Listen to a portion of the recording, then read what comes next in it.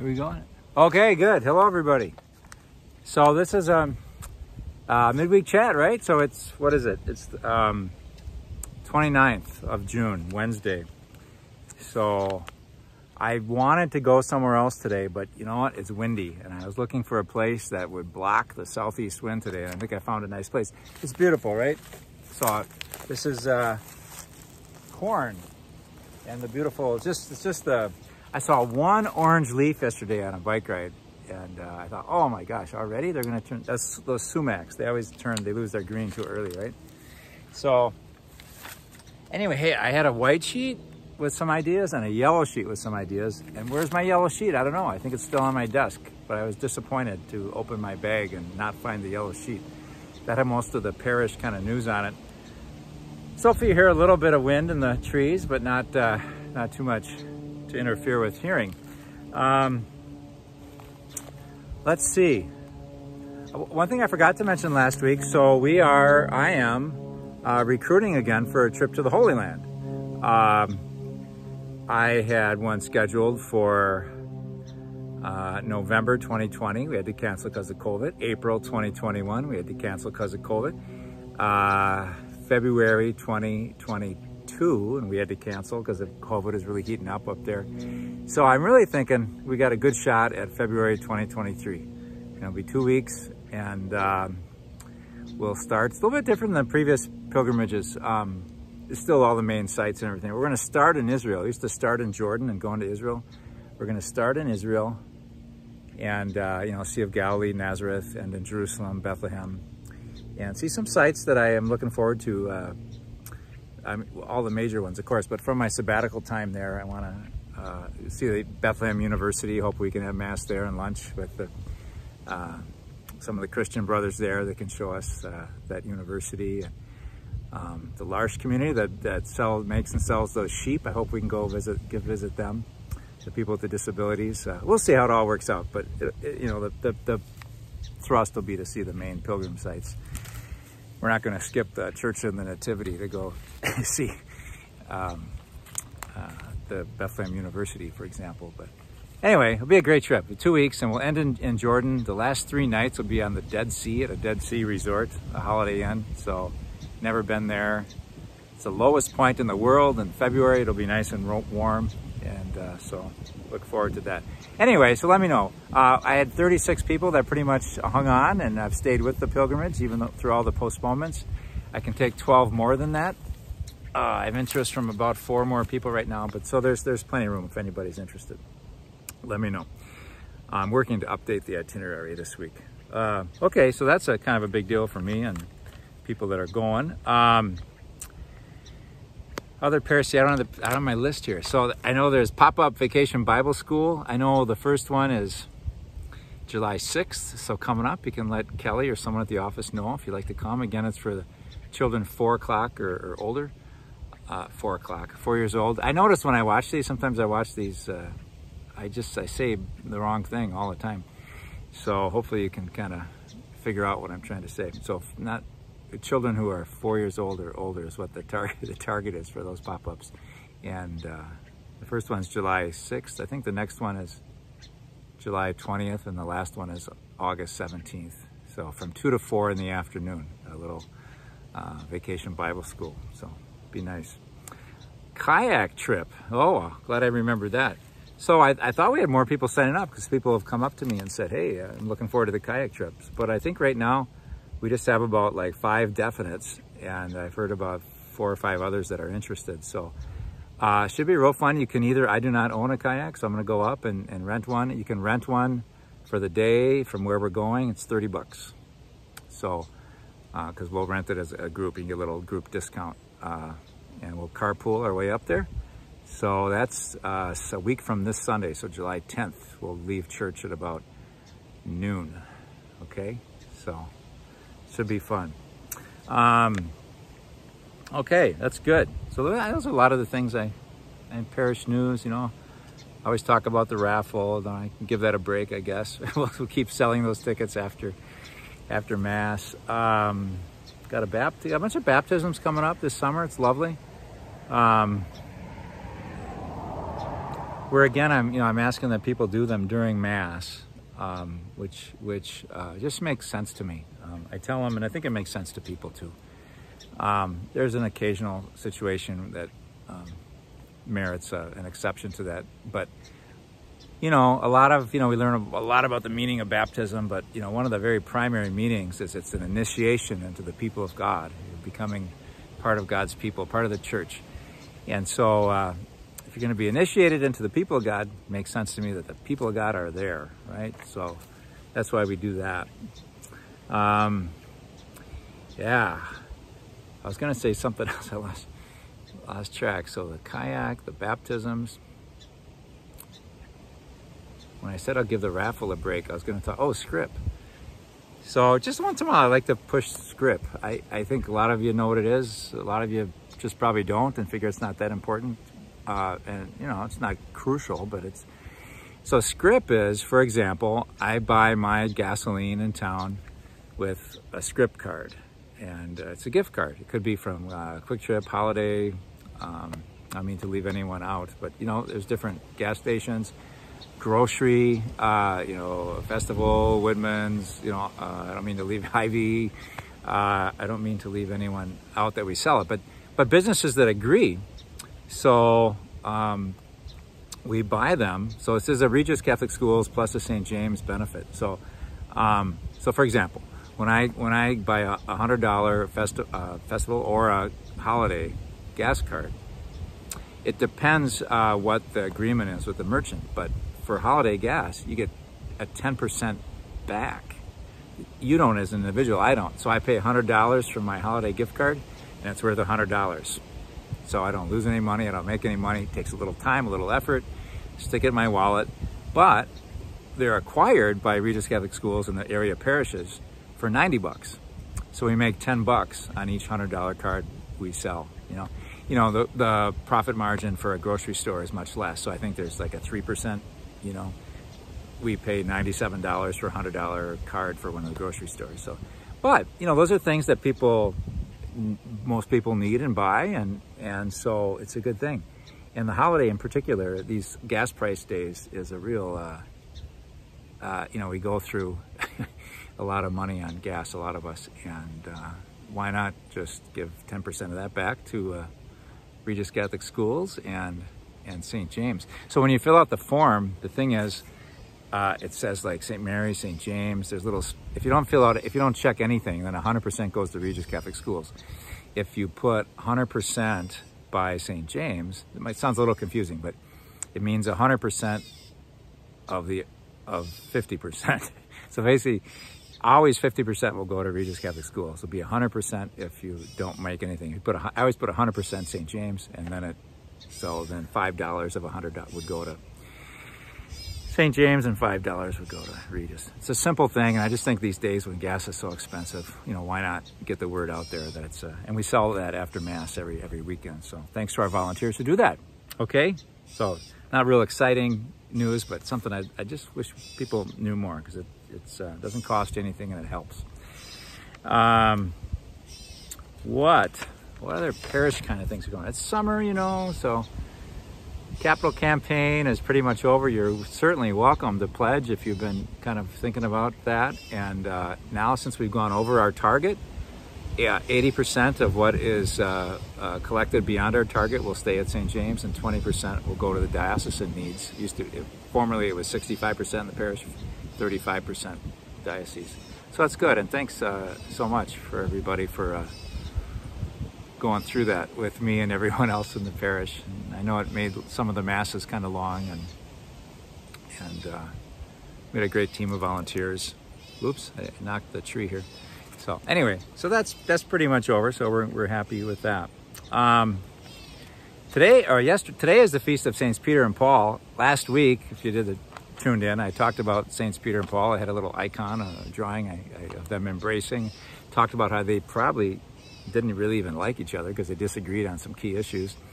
And but I'm sure fraternal charity won the day with them. But it's funny that they got smushed into the same feast day, and how that's a lesson for us that, as part of the people of God, part of the communion of saints, there's diversity. Everybody doesn't think the same way about things, and yet you know, here we are to break bread together and be in communion with each other despite our differences. It's a real testament of that to me. Who I didn't mention last week, whose feast day was yesterday, he was a great saint in the tradition, is Saint Irenaeus of Lyon, which I guess is in France. And he wrote a lot. I don't know that much about him, but he was in the 2nd century, and he, you know, these early centuries, there was a lot of what they called heresy. Sounds like such a judgmental, harsh word, and it is, because, you know, in the Inquisition, you'd be burned if you were a heretic, which is too bad, and not a happy chapter in our lives, in our church history, but shouldn't laugh about it. But, you know, it has that edge to it. But heresy just means it's not the way that the people of God want you to think about something. And so, for example, that Jesus was human, but not really God. That would be a heresy. Or that Jesus was just God, but not really a human. That would be a heresy. Because, you know, it's filtered down through the tradition and the councils and all that Jesus was fully human and fully divine. And we just kind of accept that and go forward. So that's kind of how it works. So anyway, Irenaeus was, the heresy that he dealt with was called Gnosticism. Gnosticism. Gnosis is it has to do with knowledge. And without getting too much into the weeds, Gnostics, they didn't think too much of creation, this beautiful created world we got out here today. They thought that anything that was material, anything that was matter, was basically from the devil, wasn't really from God, wasn't good. And the only thing that was good is the spiritual realm. And so the goal of spirituality is to escape our bodies, escape the earth and enter into the spiritual realm. And so Jesus was this great messenger who could lead us out of the world and into the spiritual world. And so Saint Irenaeus came along and said, no, that's not what the Bible really testifies to. Like John's gospel is the opposite of that when he says the word became flesh and dwelt among us, you know. That Gnostics would say, the world didn't really become flesh. The flesh is corrupt. God would never take flesh. That'd be awful, you know. So, you know, just the call to take care of our earth, to be good stewards of our earth. Gnostics wouldn't care about that at all, you know. It's all about just God. And you see kind of forms of Gnosticism even today, kind of a me and Jesus spirituality. It doesn't really matter what's going on in the world. You know, some people even, there's some forms of Christianity that people almost want to foment violence in the world because they think that'll be a catalyst for Jesus coming again, a second coming, you know, and we'll all be released into our final destiny of salvation. But, you know, that you know, Orthodox, we'd call it a heresy. It's like a Gnostic heresy. You know, we teach that we hope that Jesus comes again, but in the meantime, we got to love one another, take care of the earth, help sustain life, you know, that human life and other life. So all that kind of stuff. So how this sort of plays out sometimes is, well, even like with sexuality, it's like, that's like, ooh, sexuality, bodies, fluids. It's like, whoa, no, we don't want to, you know, it's just kind of like the Gnostics would just kind of hate that, you know. And it's like,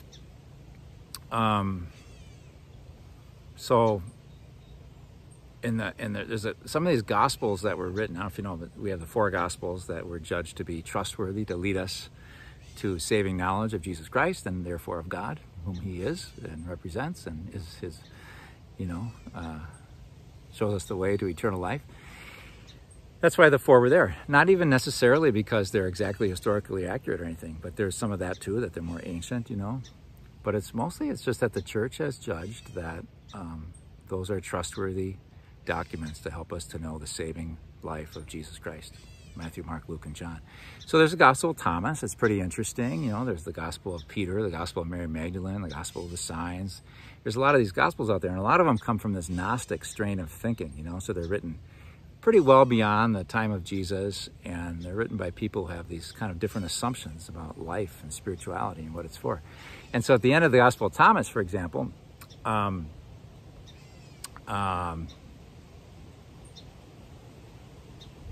Peter says to Jesus, Peter, make merry male, for females don't deserve life. And Jesus responds, well, Thomas, or Peter, let it be as it is for now. In the end, everybody will be male and it'll be good, but we don't have to, make merry male just now. I paraphrase, obviously, but that's pretty much how it ends. It's the very last verses in Gospel of Thomas. Check it out. The Gnostic Gospel. There's an infancy Gospel of Thomas, too. This is a different one. It's called the Gospel of Thomas, the Sayings Gospel. Anyway, that shows a kind of a Gnostic thing, like sexuality is bad. having male and female is a sign of the fallen creation. It's not good that there's male and female. It's sexuality, and so and so they want to kind of be rid of that. The perfect person isn't even necessarily male, but sexless, genderless, because sexuality is kind of evil. So that's so I'm kind of glad, aren't you? Kind of glad that's not in the Bible, that they judged that. They said, well, that maybe there's some things in the Gospel of Thomas that are maybe life-giving, draw us to God, but a lot of it is bad news, so not the way we want people to think about God, not the way that we think Jesus wants us to think about God. So anyway, so that's St. Irenaeus. He kind of took all that stuff on, and so see if I'm missing anything. But there's something, it's a lot of these heresies, they're always half right, at least, because they're kind of attractive. Otherwise, nobody would believe them, right? And so there's a lot of things that Gnostics would emphasize that, I think Orthodox Christians could as well. The transcendence of God, that, we don't worship nature. We think, God's something, above and beyond nature as well. And this idea, that song we like to sing, or some people like to sing, though the mountains may fall and the hills turn to dust, yet the love of the Lord will stand. I suppose you could interpret that Gnostically, like the earth we don't care about the earth, it'll just fall away, but God's love and God's life will be the thing that stands. But interpreted non-Gnostically, it's like, well, even when things go rough for us and things seem to fall apart from us, God will be there for us. But it doesn't deny our need to care for creation and to affirm and to take care of our bodies, and just the goodness of sexuality. I think maybe that's obviously it can be so abused, and pornography and just lust, and people using it just for their own pleasure to manipulate other people. But used well, when it's used, it's one of the most beautiful gifts God gives us to heighten love between two people, to bring new life into the world. It's a beautiful, good thing, and a Gnostic would say, sexuality is bad. So anyway, I'm glad St. Irenaeus was around to be a forceful advocate of better thinking. I need to think, just in terms of our sacraments, we use the stuff of nature, bread and wine for our Eucharist, and it's good stuff. What else?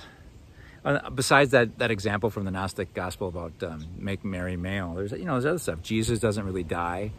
Jesus kind of escapes his body on the cross in one of them, because death is like a human thing, and he wasn't really human, and God would never taste death. And so it really affirming what we do believe, the Orthodox belief really is that much more awesome. It's like in the face of some people saying God would never take a human form, become fully human and fully divine, and experience death. Well, in fact, yes. Jesus did not, or the Word of God did not deem equality with God something to be grasped at, but emptied himself, took the form of a slave, and emptied himself, even experiencing death on a cross. That's St. Paul. So that's good stuff.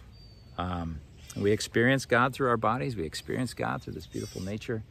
One day we won't have beating hearts and breathing lungs, and we hope we're carried away somewhere else. But in the meantime, we have to affirm the life we're given and the earth we're given. So I think of all that with, therefore, the big line of St. Irenaeus is the glory of God is the human person fully alive. The glory of God is the human person fully alive. And it makes sense with what I've been saying, right? I don't know that a Gnostic would say it. A Gnostic would probably say the glory of God is the human being, escaping the human condition, ascending to the highest heavens. We say, no, it's like, when we love each other well, when there's a happy, fruitful marriage, union between people, when when there's care for the poor, you know, when people use their ingenuity to bring clean drinking water to people that are suffering without water or get malaria all the time, or, you know, these things, these glorify God, and they make us alive, and we experience communion with each other, and that glorifies God. So anyway, yeah. I did another parish thing. I heard something. I just really feel bad when people can't hear me in church, and I know when I preach, especially when I'm thinking through something as I preach, I know my voice dips. And I had someone, she's a very nice woman, and she said, you know, I don't know that I just moved here and I really like the parish, but I don't think I can stay here because I can't hear you. And why would I want to come to church if I can't hear you? So I understand. And I, you know, other people sometimes mention they don't hear me so well. So that's not good. And so I check, I think most people can, because I always check with people afterwards. Could you hear me today? And they would say, yes, but I think I used to be better when I had that over-the-ear mic and that mouthpiece was right here. But because of the mask, I mask at communion time especially, or when I'm singing, or when I'm right in front of a altar server. I feel like I should mask when I'm not right in their face with it, and my breath.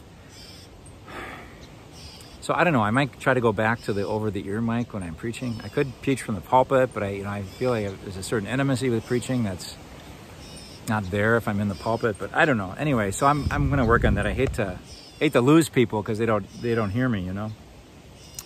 Last, you know, I just want to mention a little bit about the Roe Wade. I mentioned last weekend the bishop's response to all the priests. We were all gathered together when that decision came out, and I think the pretty standard response that I'm hearing from pretty much every bishop, and but really in a heartfelt way, I think from our bishop was, you know, welcoming the decision, hoping that it will, you know, save lives, that will grow up to experience the fullness of life, but also being real sober and concerned about the country. And he said it's not the time to do the happy dance. So that was his quote. You know, there's a lot of being with people and empathizing and listening to people that are different as we go forward together as a human community. And, you know, everybody's not on the same page with this, you know. And yeah, so that's, you know, and really, and the other thing that they're all saying, and the bishop did so much, was that, you know, we really got to show now how pro-life we are. It's not just about the unborn, it's about supporting the women and supporting the poor, making raising a family something that's not impossible financially, you know. So and that ironically would take probably more liberal political policies to make that kind of thing happen. So hopefully we're not just tied to political parties, but we're for life, that it might thrive in all of its stages, you know. So it's obviously it's a hard thing, and I thought of this, you know, I remember George W. Bush. He's a Republican. I think people would say he was pro unborn life, and his thing was he wasn't pushing so hard for abortion to be illegal. He said, first we need to persuade the hearts and minds of people on the value and the dignity of unborn life. And I think that calmed a lot of people, and maybe, I don't know, nothing anybody says on this, my own words included, are really going to be pleasing or happy words to everybody. But this idea of persuading hearts and minds, you know, I don't know that it's happened, right? And so then you have this law come down, or law change, without having persuaded hearts and minds, and it causes a lot of resentment. And just, you know, I just think of how people, I think it's really important to empathize with people that disagree with you or with me,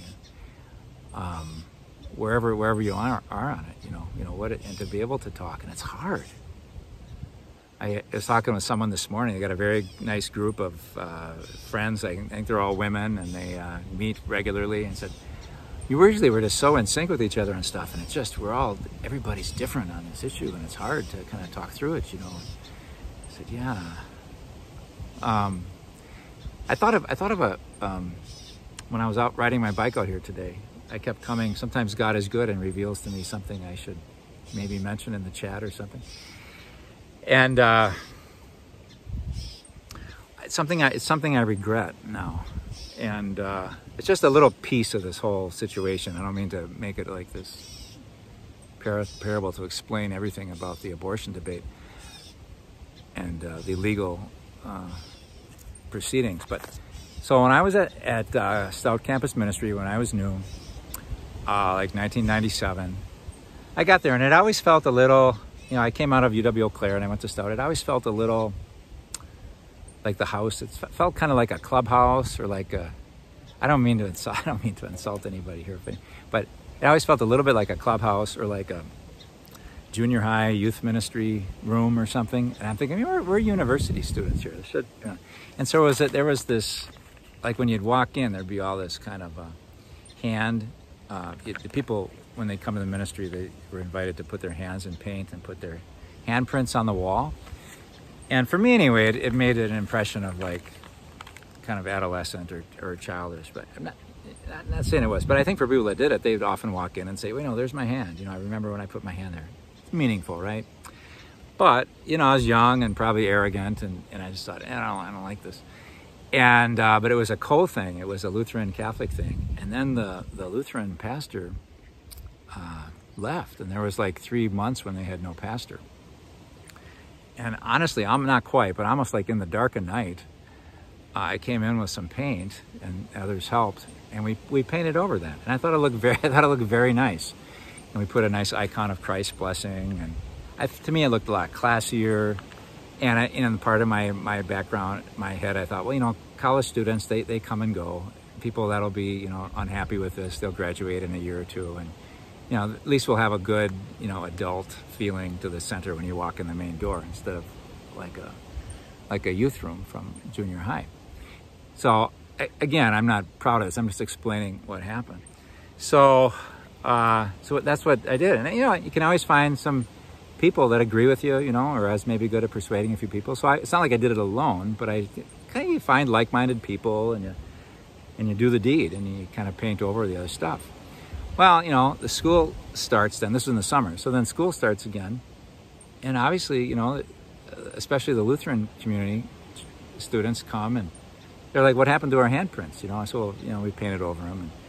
And they were unhappy, you know. And credit to their Christian charity, they didn't, you know, cause a big ruckus, and they didn't put new handprints on the wall. And so I kind of won. As far as, you know, what I was pretty sure was right, what looked better, what was more fitting for campus ministry, you know, I won. And but I didn't win in a good way, you know. And with the benefit of years and hopefully a little more wisdom, I should have said, let's have a group meeting. You know, there's changing in leadership. I know some of you guys have these handprints up there. Ever since I've been here, that just feels a little childish to me. I don't, no offense, but what do you think? I'd really like to see it painted over. And maybe I wouldn't have got my way. Maybe people would have just shouted it down. It's like, no, it's a symbol of our membership in this community, that our presence matters here, you know. Or maybe somebody would have said, yeah, we see your point. Maybe it is time for that to change. Or maybe they would have said, well, why don't we just not do new ones? And then, you know, in 3 years, when everyone who has their hand up there is graduated, you just plan on painting it over then. You know, and there's all kinds of different ways to do it, other than just me when I had the power and there was nobody that would counter me just painting over, you know. So I don't know, sometimes I worry just in terms of how we do things. It just seems like a lot of, maybe it's always been that way, just sort of power politics and the way that happens. And when you're on the losing end of that, it can be pretty frustrating. So that's why we have to be empathetic and kind and good to one another in everything we do. And I'll just leave you with that, I think, right? Might we affirm the life? As I pluck this blade of grass, I just killed it. I'm sorry, I'm trying to, but give you a little look at this here. And I'll close with that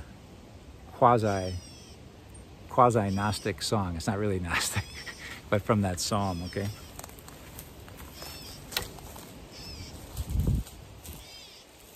The Though the mountains may fall and the hills turn to dust, yet the love of the Lord will stand as a shelter for all who will call on his name, sing the praise and the glory of God.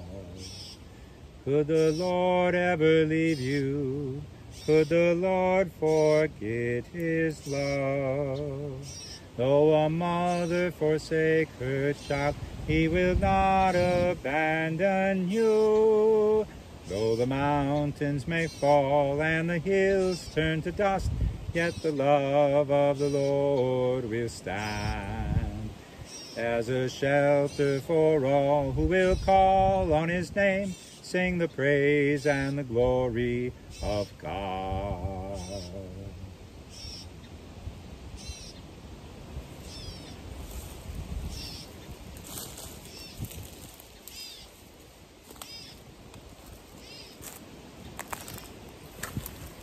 God bless you.